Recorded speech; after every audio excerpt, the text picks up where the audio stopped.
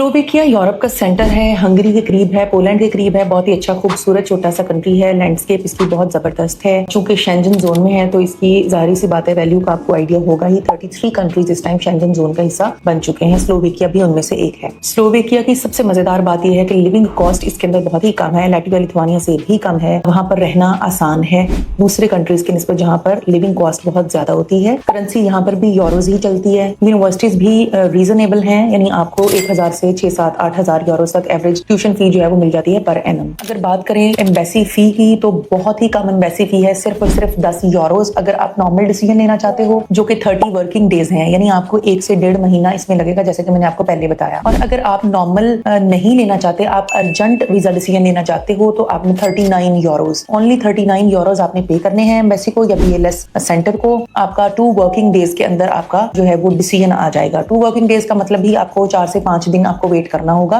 तो ही आपका डिसीजन आपको मिलेगा। वीजा अप्लाई कैसे करना है? आपने सबसे पहले अपनी अपॉइंटमेंट बुक करवानी होती है। जो मैंने आपको 3 एम्बेसीज बताई हैं, 3 BLS सेंटर बताए हैं, वहां से किसी एक में आपने बुक करवानी है अपनी अपॉइंटमेंट। अपना रेजिडेंस परमिट फिल करके वहां पर सबमिट करना है और जब आपको अपॉइंटमेंट डेट दी गई है तब आपने तमाम डॉक्यूमेंट्स लेकर, जो आपके वीजा फाइल में लगे हैं वो तमाम डॉक्यूमेंट्स लेकर आपने BLS सेंटर उस कंट्री में पहुंच जाना है जहां की आपने अपनी अपॉइंटमेंट स्लोवेकियन एम्बेसी के लिए बुक करवाई हुई थी। वीजा डिसीजन आपका जो है वो तकरीबन 1 से 1.5-2 महीनों के अंदर आएगा, क्योंकि स्लोवेकियन एम्बेसी या स्लोवेकियन BLS सिस्टम अकेला आपका इशू नहीं करेगा वीजा। वहां का इमिग्रेशन सिस्टम आपके तमाम डॉक्यूमेंट्स को लेकर स्लोवेकिया में मौजूद फॉरेन पुलिस डिपार्टमेंट में आपके डॉक्यूमेंट्स भेजेगा और फिर ये दोनों departments, immigration department and foreign police department Slovakia, ये दोनों डिपार्टमेंट्स इन्वॉल्व होंगे और फिर बच्चे का नेगेटिव या पॉजिटिव डिसीजन बनेगा और फिर वो रिवील किया जाएगा। और स्लोवेकिया की सबसे अच्छी बात कि आपको मोबिलिटी के चांसेस लीगल हैं। आप legally simplified rules of mobility को फॉलो करते हुए दूसरे यूरोपियन कंट्रीज में, अगर आपने पहले 6 महीने स्लोवेकिया में अपनी यूनिवर्सिटी में गुजार लिए हैं तो उसके बाद आप मोबिलिटी के रूल्स को फॉलो करते हुए आप लीगली वहां से किसी दूसरे कंट्री में मूव कर सकते हैं। उसके अलावा आप अपनी स्टडीज जैसे ही आपकी कंप्लीट होती हैं उसके फौरन बाद आप जॉब सीकिंग वीजा में कन्वर्ट हो जाते हो। आपका वीजा जॉब सीकिंग वीजा में कन्वर्ट हो जाता है और उसमें आप जॉब भी कर सकते हैं, आप अपना बिजनेस भी एस्टैब्लिश कर सकते हैं। और एक और बड़ी बात कि कुछ यूनिवर्सिटीज बच्चों को अलाउ कर देती हैं उनकी क्लासेस को देखते हुए कि वो 80 आवर्स पर वीक भी काम कर सकते हैं या अपना बिजनेस कर सकते हैं ड्यूरिंग स्टडीज। लेकिन उनको पहले अपनी यूनिवर्सिटीज को ये बताना है और उनका एक अग्रीमेंट लेना होता है उनसे